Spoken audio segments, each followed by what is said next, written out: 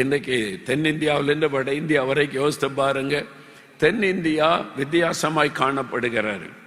ஏனென்றால் கடைசி கால எழுப்புதல் இந்த தரிசனம் எல்லா சபைக்கும் ஆண்டவர் கொடுத்திருக்கிறார். இந்த 2020 30 வரை டெக்கேட் ஆஃப் ரிவைவல் என்று ஆவிக்குறை தலைவர்கள் அறிவிச்சு உலகம் முழுதுமே எழுப்புதலை பற்றி தான் பேசுகிறார்கள். எழுப்புதலுக்காக ஜெபிக்கிறாள். ஏன் இந்த 10 வருடம் எழுப்புதலின் 10 ஆண்டுகள் என்று சொல்லப்பட்டு இருக்கிறது. அப்ப கடைசி கால எழுப்புதலின் காலத்துக்குள்ளே நம்ம வந்து விட்டோம். அந்த கடைசி கால எழுப்புதல் திட்டத்திலே தமிழ்நாடு தான் முக்கியமான பங்கு வகிக்கிறது. நல்லா அறிந்து கொள்ள வேண்டும். தமிழ்நாட்டில் உண்டாகிற எழுப்புதல் தான் இந்தியா முழுவதிலும் பரவி இந்தியாவுக்குள்ள ஒரு மாற்றத்தை உண்டாக்கி உலகமெல்லாம் அந்த எழுப்புதல் அக்கினி பரவ போகிறது. ஆகவே தமிழ்நாடு கடைசி கால எழுப்புதலுக்கென்று தேவன் தெரிந்து கொண்ட முக்கியமான ஒரு இடம். எழுப்புதல் எல்லா இடத்திலும் பரவலாம், ஆனால் அது ஆரம்பிக்கிறதற்கு ஒரு இடம் இருக்கிறது. நீங்கள் வேதத்திலே பார்க்கும் பொழுது அப்போஸ்தலர் நடபடிகளிலே உலகம் முழுதும் எழுப்புதல் பரவின சம்பவம் எழுதப்பட்டிருக்கிறது. அது எங்கே ஆரம்பித்தது? எருசலேமிலே.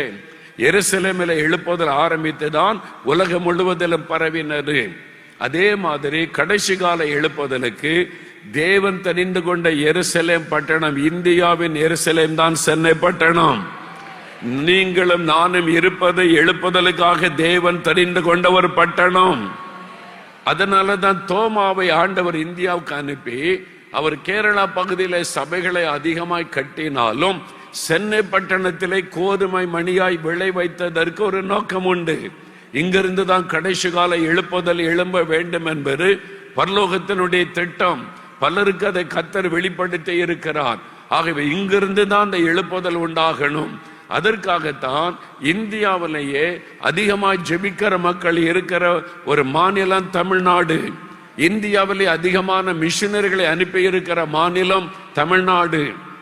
இந்தியாவிலே அதிகமான ஊழியர்கள் எழும்பி இருக்கிற மாநிலம் தமிழ்நாடு.